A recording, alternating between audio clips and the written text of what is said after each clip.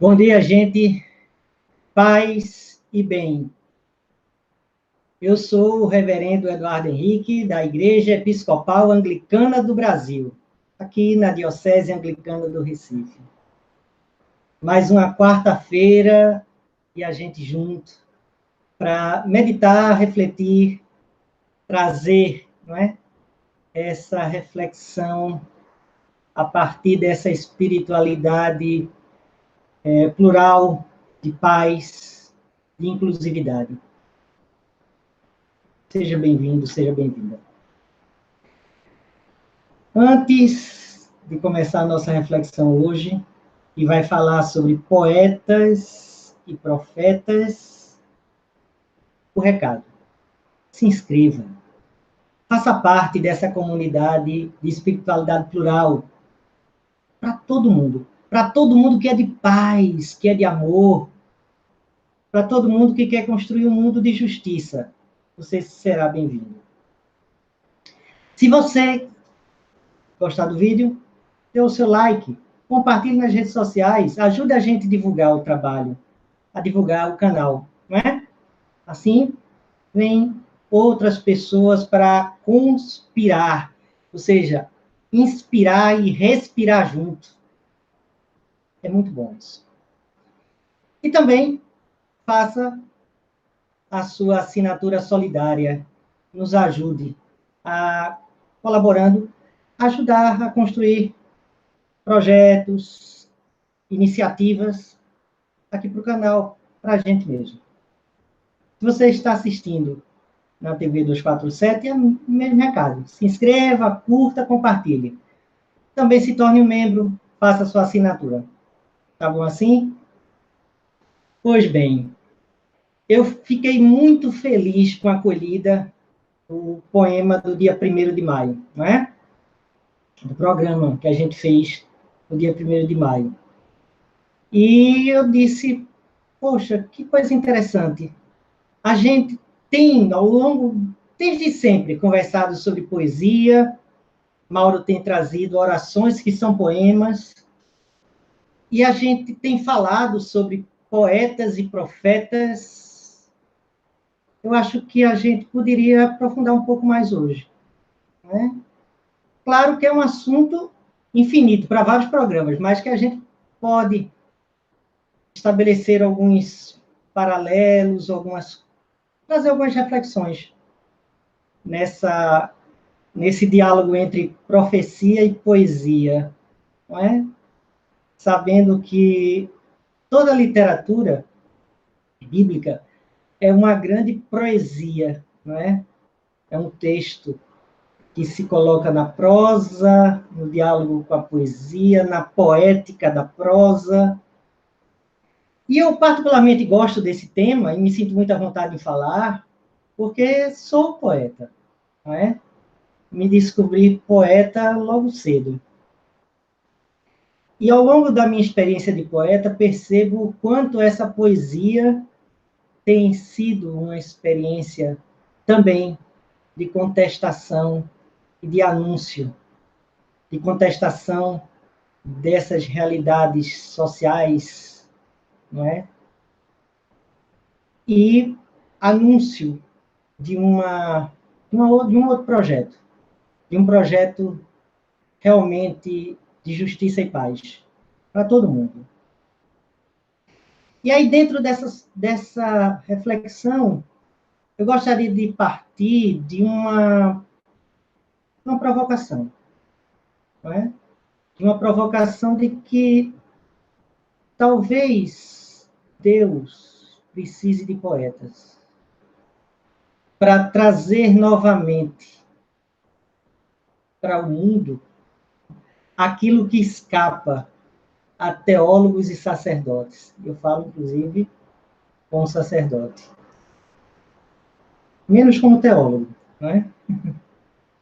Porque, na verdade, os poetas colocam a cada época, na sua rebeldia, na sua transgressão das regras, não é? Do convencional, essa profecia que denuncia essa realidade cultural que, na verdade, exclui, que, na verdade,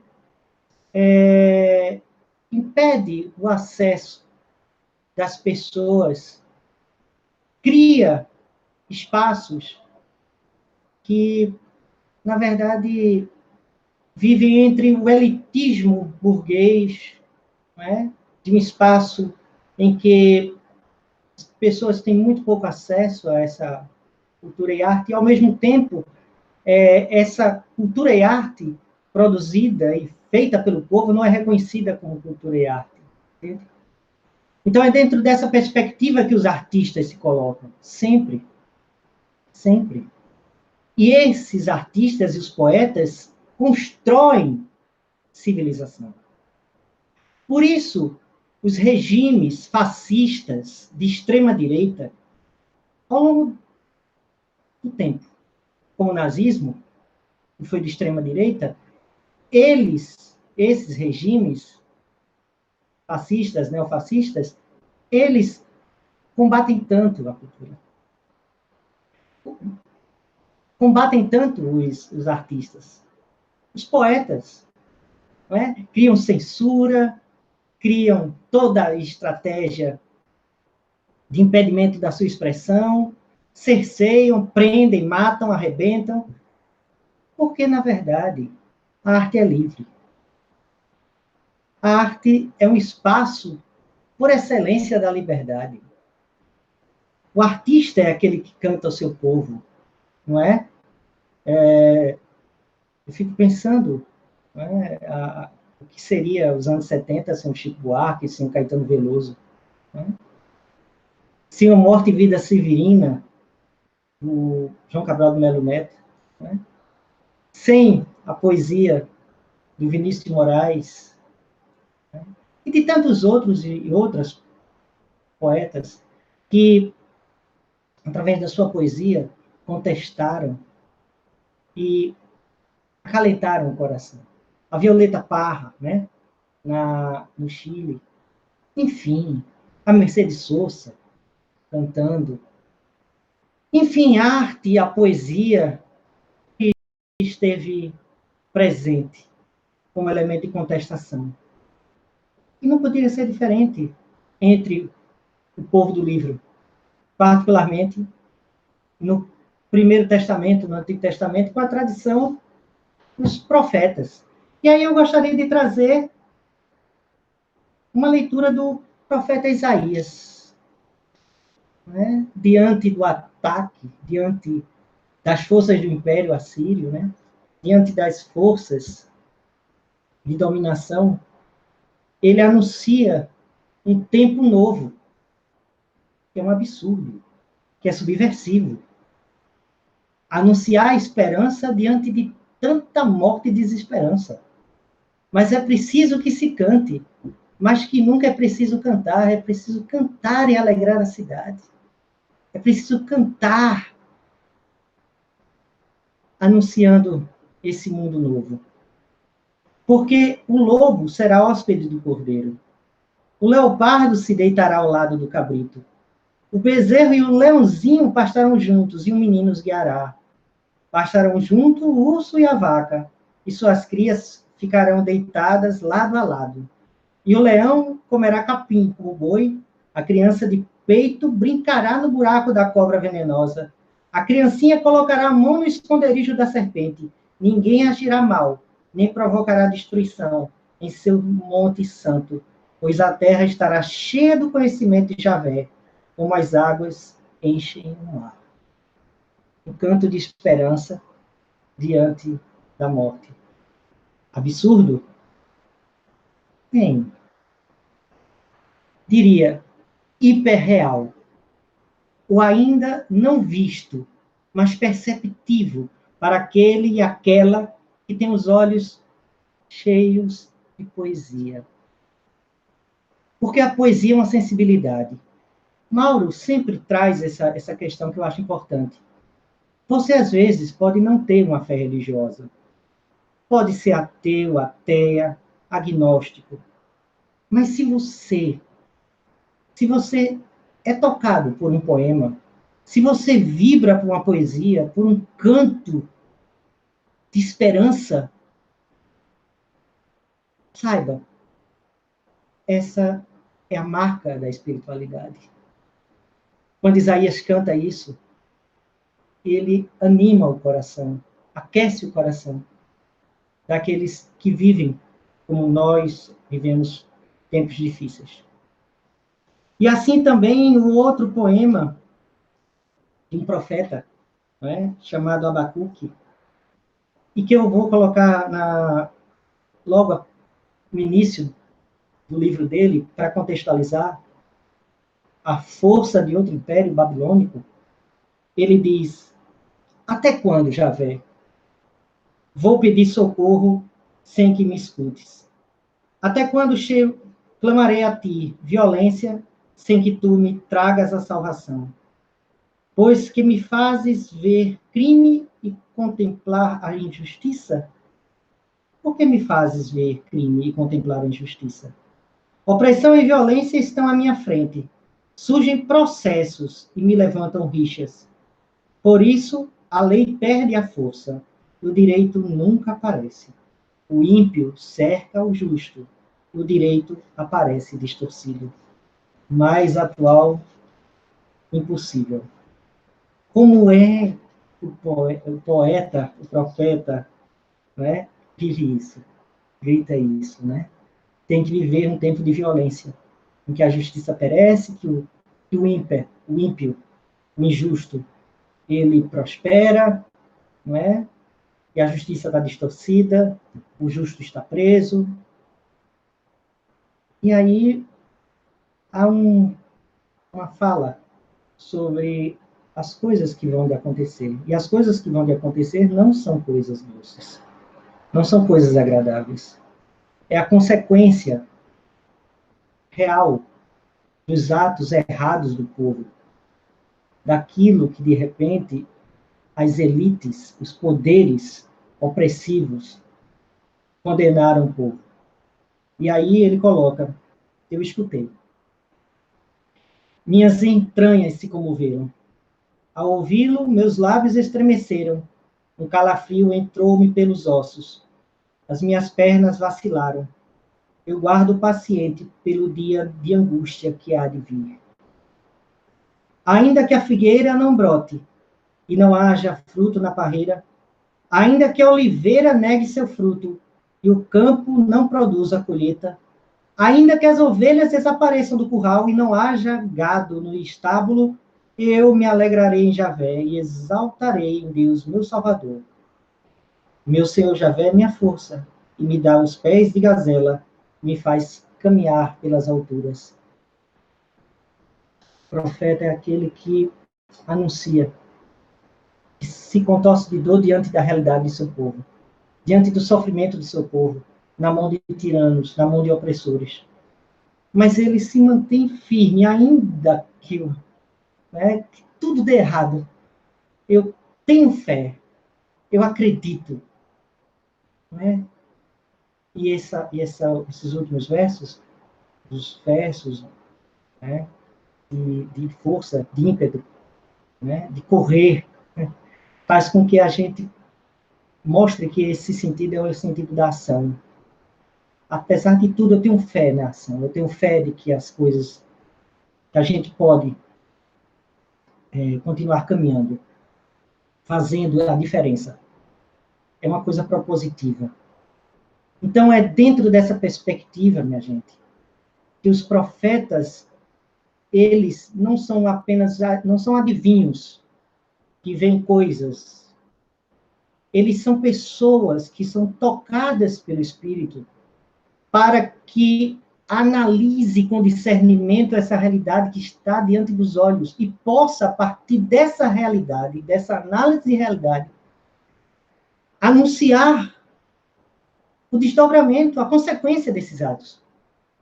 Se os reis fazem alianças espúrias, se esses reis são vendidos a impérios, isso vai acarretar destruição e morte, opressão ao povo. Né? E aí, esse canto que os profetas cantam, são cantos de denúncia, sim, mas de esperança de que a gente pode fazer a diferença com a força, com esse poder da espiritualidade, essa espiritualidade que nasce do Espírito e o Espírito sopra onde quer. Volto a dizer, o Espírito Santo não é propriedade da Igreja Católica, da Igreja Anglicana, dos cristãos, ele sopra onde quer. E ele levanta pessoas, e ele suscita, inspira poetas no Islã. E aí eu trago um poema de Ibn Arabi, o andaluz. Ele nasceu no século XII, foi contemporâneo ali, né, de Francisco de Assis. E ele diz, no poema, Eu sigo a religião do coração, de Ibn Arabi. Meu coração torna-se capaz de todas as formas, pasto para as gazelas e convento para os cristãos, templo para os ídolos e Caaba para o peregrino, as tábuas da Torá e o texto do Corão. Eu sigo a religião do amor. Para onde quer que avance as caravanas do amor, lá está a minha fé e a minha religião. Ibn Arabi. Ibn Arabi que aprendi a amar num encontro no convento franciscano, onde um franciscano tinha sido iniciado no sufismo e ele nos apresentou a Ibn Arabi. Enfim, é isso. A poesia, ao anúncio dessa coisa, esse mundo novo, que já está aí, dentro de todas essas religiões, o mais importante é seguir a caravana do amor. Essa é a minha religião. Essa é o princípio. Cada um dentro da sua tradição, cada um dizendo dentro da sua dicção esse amor, mas que perpassa todos. Perpassa até aquelas pessoas que declaradamente são ateus e ateias, como eu disse. E aí eu pego um poema de um poeta que eu gosto muito, chamado Mayakovsky, não é? Poeta russo do início do século, revolucionário, bolchevique, né? E que ele nos diz muito, profetiza muito sobre esse tempo de hoje e anuncia um tempo novo também. No poema, E então, que quereis? Fiz ranger as folhas de jornal, abrindo-lhe as pálpebras piscantes, e logo de cada fronteira distante subia um cheiro de pólvora, perseguindo-me até em casa. Nesses últimos 20 anos, nada de novo há no rugir das tempestades. Não estamos alegres, é certo, mas também por que razão haveríamos de ficar tristes? O mar da história é agitado. As ameaças e as guerras haveremos de atravessá-las, rompê-las ao meio, cortando-as como a quilha corta as ondas. Mayakovsky. Poetas, profetas, de todos os tempos, de todos os povos, de todas as línguas, de todas as religiões, mesmo aqueles que não professam religião, não possuem uma crença, né? Um Deus, uma divindade, mas que guardam no coração, essa humanidade, esse amor. Aí, eu tenho certeza que dentro dessa poesia maravilhosa do Isaías 11, né, do profeta, né, ele fala exatamente isso. Abacuque, ele fala isso. Quer dizer, todas essas forças, esses poderes, não conseguem Nunca conseguirão. Os podres poderes nunca conseguirão calar a vida, calar o amor, calar, né, esse canto de liberdade. Porque, como dizia um poeta aí, Cummins,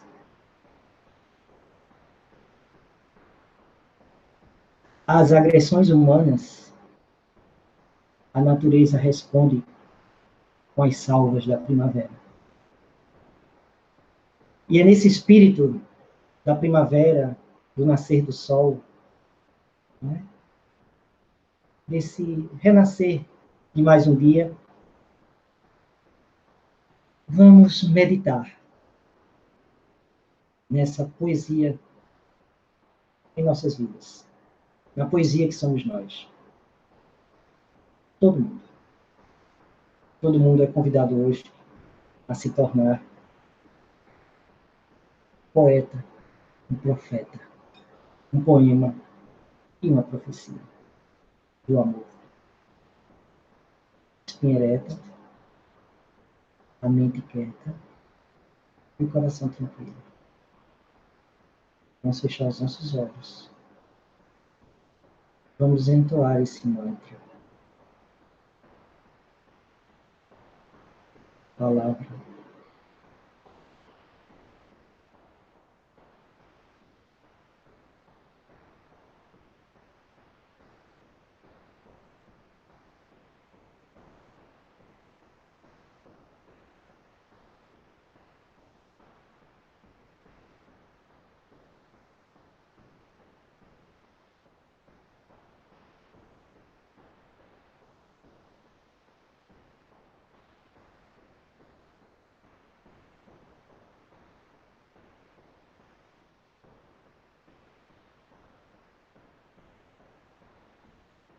Paz e bem, gente. Paz e bem. Uma quarta-feira verdadeiramente abençoada. Que Deus nos proteja, nos abençoe e nos guarde. Paz e bem.